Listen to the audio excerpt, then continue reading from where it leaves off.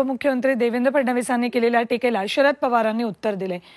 आपला पराभव होणार हे त्यांच्या लक्षात आले, त्यामुळे अशी टीका होती, असा पलटवार शरद पवारांनी केलाय। पवार सतत कोलांटुड्या घेतात अशी टीका उपमुख्यमंत्री फडणवीसांनी केली होती।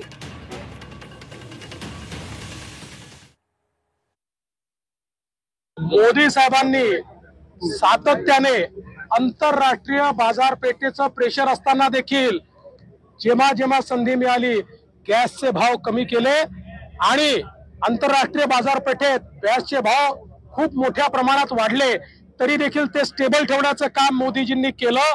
खरं म्हणजे गॅसचे भाव पास थ्रू करण्याचं पाप कोणाचं आहे? ते तर काँग्रेसचंच आहे ना। आंतरराष्ट्रीय बाजारपेठेप्रमाणे गॅसचे भाव आणि पेट्रोलचे भाव पास थ्रू होतील हा निर्णयच काँग्रेसने घेतला होता। त्यातनं रिलीफ देण्याचं काम मोदीजींनी केलं। त्यामुळे पवार साहेबांनी आम्हाला हे सांगू नये, त्यांचे व्हिडिओ दाखवून आम्ही सुरू केलं तर किती कोलांट। अमृत नोनी गॅस्ट्रिन, अपचन, ऍसिडिटी, गॅस्ट्रबल ह्यापैकी तुम्हाला कुठलाही गॅस्ट्रिक प्रॉब्लेम झाला, उपाय एकच, अमृत नोनी गॅस्ट्रिन। हे आपल्याला लक्षात येते।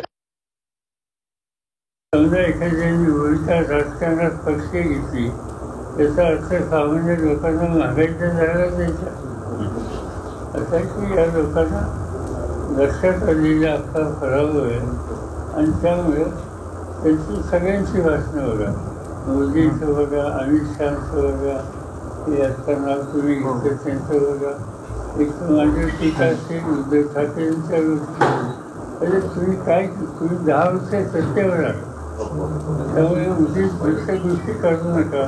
10 वर्षाच्या लोकांच्या समोर मांडा, इथं मांडायला काही नाही म्हणून हे दुसरं काही उद्योग नाही।